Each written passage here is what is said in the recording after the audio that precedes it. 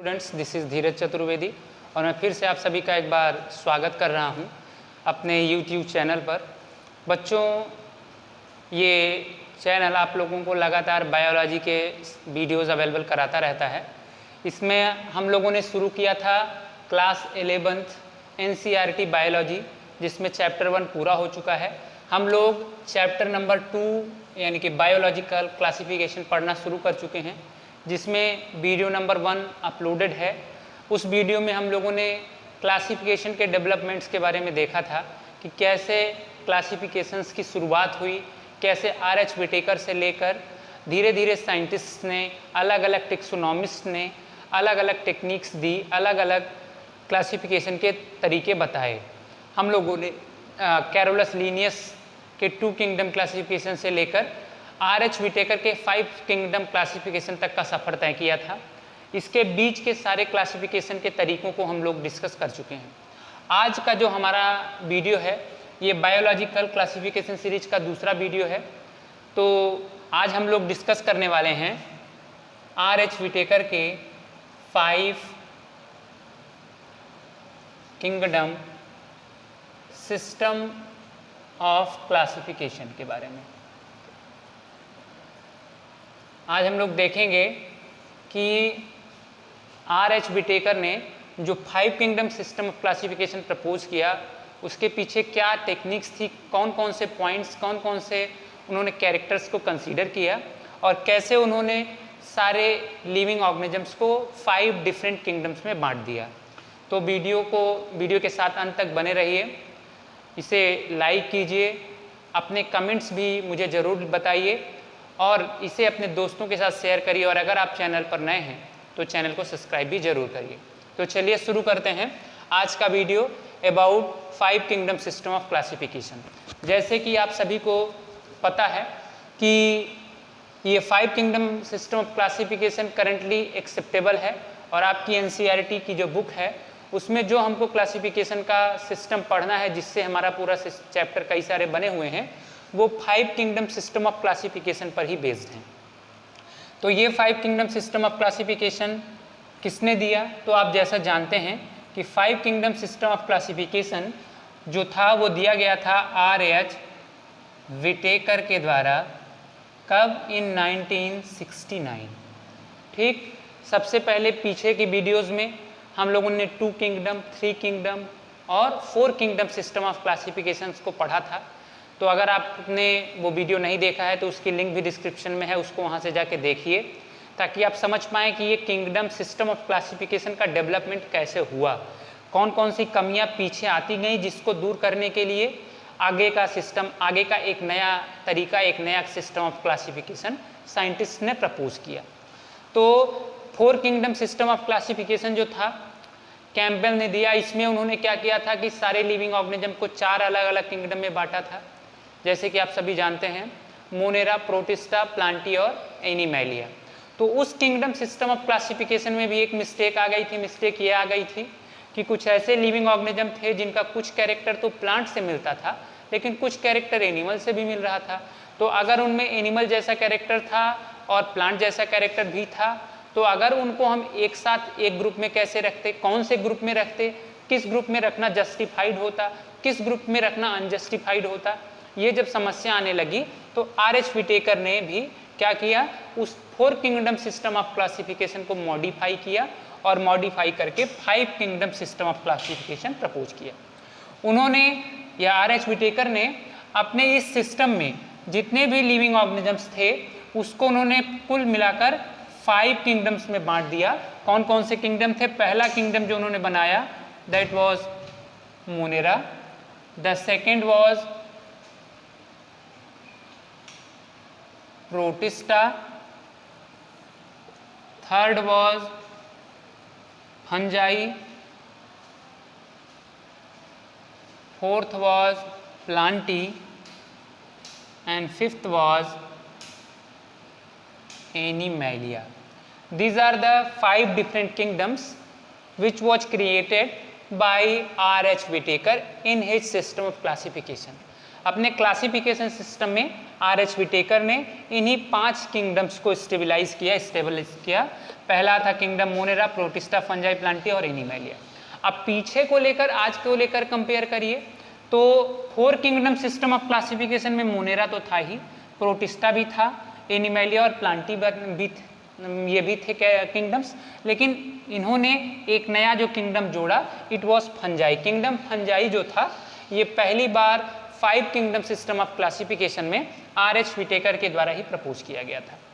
4 kingdom system में जो कमी थी कि ये जो फंजाई किंगडम के लिविंग ऑर्गेनिजम्स हैं, इनमें क्या स्पेशलिटीज़ होती हैं कि इनके पास सेल वॉल भी पाई जाती है जो काइटिन से बनी है, लेकिन इसके साथ साथ इनके साथ और एक स्पेशल क्वालिटी था कि ये हेटेरोट्रॉपिक होते थे, अपना फूड नहीं सिंथेसाइज कर सकते थे। तो फूड ना सिंथेसाइज करने वाली क्वालिटी किंगडम एनिमैलिया से मिलती है और सेल वॉल का प्रेजेंस प्लांटी से मिलता था। तो दोनों ही के साथ ये फिट नहीं बैठ रहे थे, पूरी तरह से प्लांटी के साथ भी नहीं और पूरी तरह से एनिमैलिया के साथ भी नहीं। इस वजह से आर.एच. विटेकर ने किंगडम फंजाई बनाया।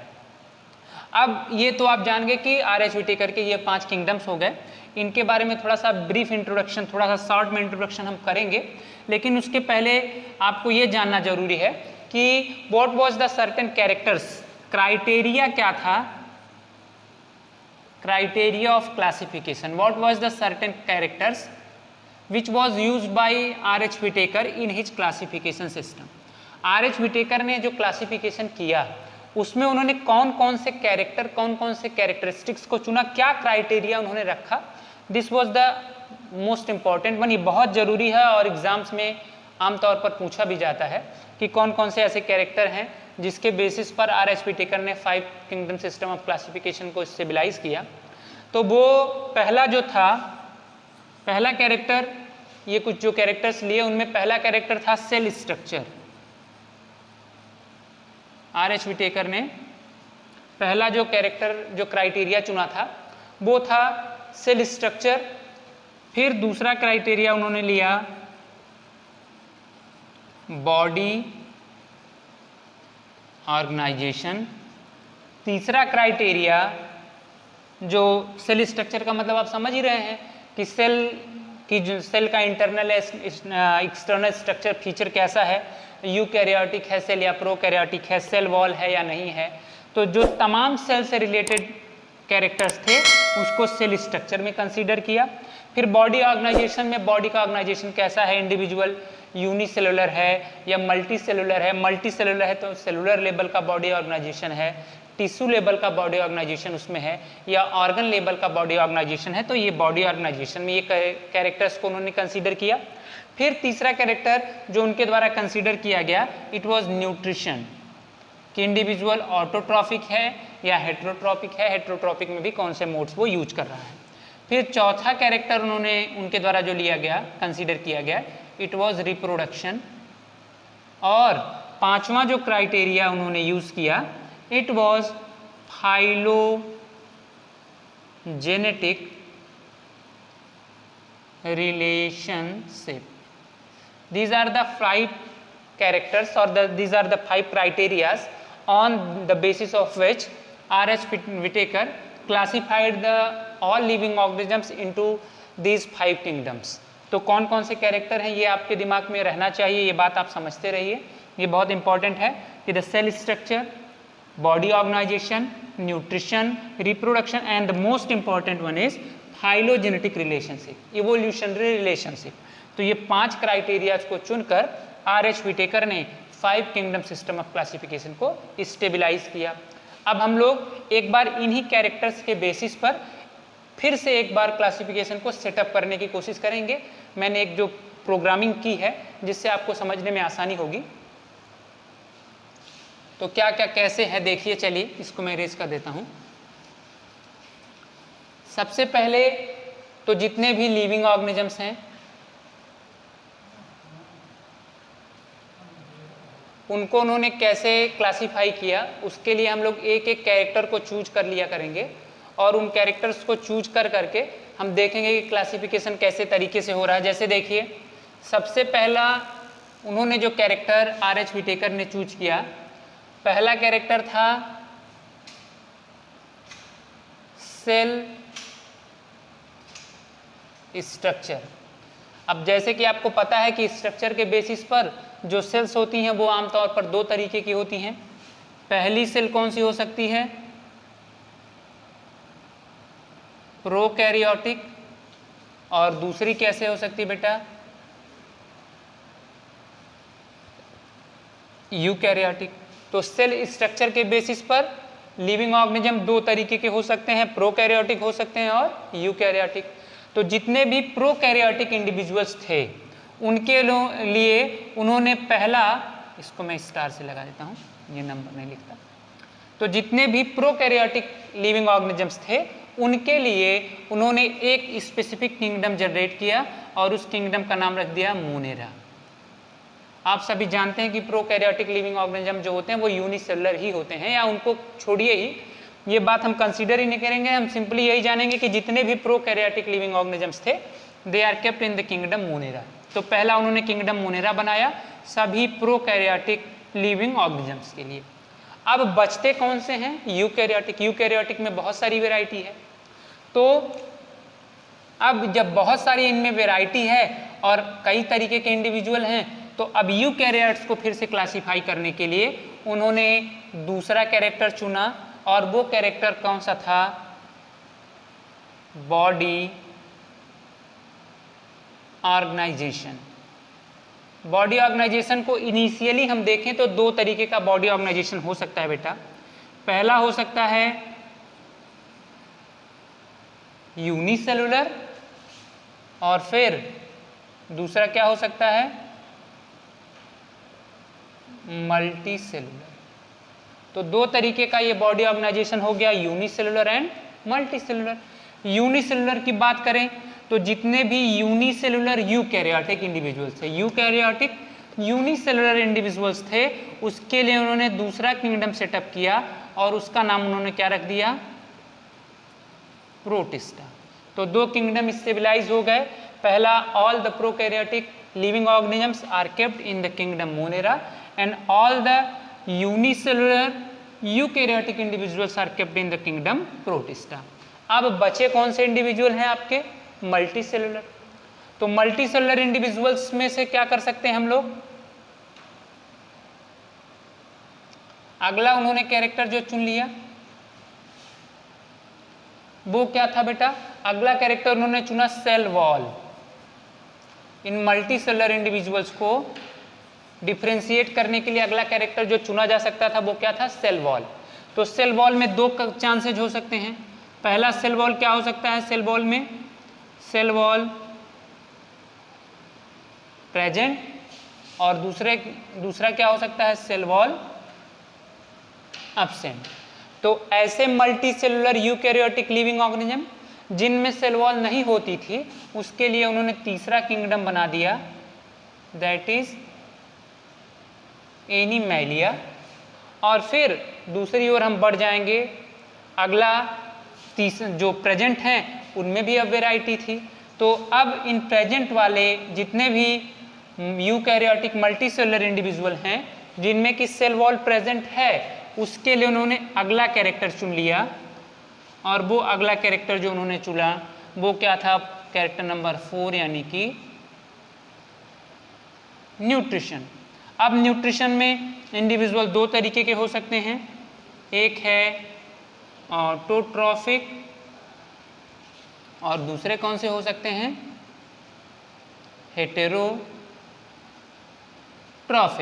तो जितने autotrophic eukaryotic multicellular cell wall containing autotrophic individuals थे उसके लिए उन्होंने किंगडम नंबर 4 बना दिया, दैट इज प्लांटी। और eukaryotic multicellular cell wall containing heterotrophic जो इंडिविजुअल्स थे उसके लिए उन्होंने किंगडम बना दिया, कौन सा? Fungi. So this was the simplest way. ये सरल तरीका है जिससे हम कैरेक्टर्स को आसानी से अपने दिमाग में रख सकते हैं। क्या क्या सेल स्ट्रक्चर को, body organisation, cell wall is also a part of cell structure, और न्यूट्रिशन, इन कैरेक्टर्स को कंसीडर करके आर.एच. विटेकर ने ये 5 अलग अलग किंगडम्स बनाए। जितने भी प्रोकैरियोटिक जितने लिविंग ऑर्गेनिजम्स थे उसके लिए उन्होंने बनाया kingdom Monera. Eukaryotic unicellular individuals के लिए किंगडम बनाया प्रोटिस्टा। यूकैरियोटिक मल्टीसेलुलर इंडिविजुअल्स जिनमें सेल वॉल नहीं थी उसके लिए किंगडम बनाया एनिमैलिया। यूकैरियोटिक मल्टीसेलुलर ऐसे इंडिविजुअल जिनमें सेल वॉल थी लेकिन वो ऑटोट्रॉपिक होते थे उसके लिए उन्होंने किंगडम बनाया प्लांटी। और यूकैरियोटिक मल्टीसेलुलर ऐसे इंडिविजुअल जिनमें सेल वॉल थी but they are fail to prepare their food and they are the heterotrophic, उसके लिए उन्होंने बना दिया किंगडम फंजाई।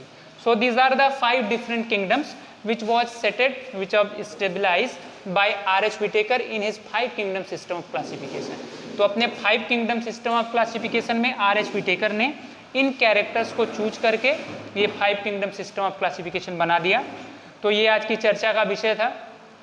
एक बड़ा सा चार्ट भी आपके NCERT के बुक में दिया गया है जिसमें कुछ क्राइटेरियाज के बेसिस पर बताया गया है कि कैसे इंडिविजुअल्स को हम लोग डिफ्रेंशिएट कर सकते हैं। जैसे अगर मैं सिंपली सेल वॉल की बात करूं तो ये 5 किंगडम जो 5 किंगडम दिख रहे हैं आपको, इसमें अगर सेल वॉल को मैं पहला कैरेक्टर सेल वॉल को ले लूं तो सेल वॉल मोनेरा में पाई जाती है लेकिन वो सिंपलेस्ट पेक्टोसेलुलोज वगैरह की बनी होगी। जो प्रोटिस्टा होंगे उनमें कुछ में सेल वॉल होती है कुछ में सेल वॉल नहीं होती। बाकी एनिमैलिया में सेल वॉल नहीं है। फंजाई में सेल वॉल काइटिन की बनी है। प्लांटी में सेल वॉल सेलुलोज की बनी है। अगर हम लोग दूसरी बात करें क्या न्यूक्लियर मेम्ब्रेन को लेकर, तो अगर ये प्रोकैरियोट्स हैं तो इनमें न्यूक्लियर मेम्ब्रेन डेवलप नहीं होगी, बाकी सारे इंडिविजुअल्स में न्यूक्लियर मेम्ब्रेन डेवलप होती है।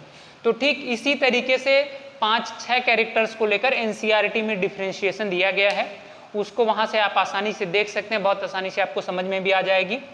तो आज की क्लास में क्लासिफिकेशन के सीक्वेंस में बस इतना ही है।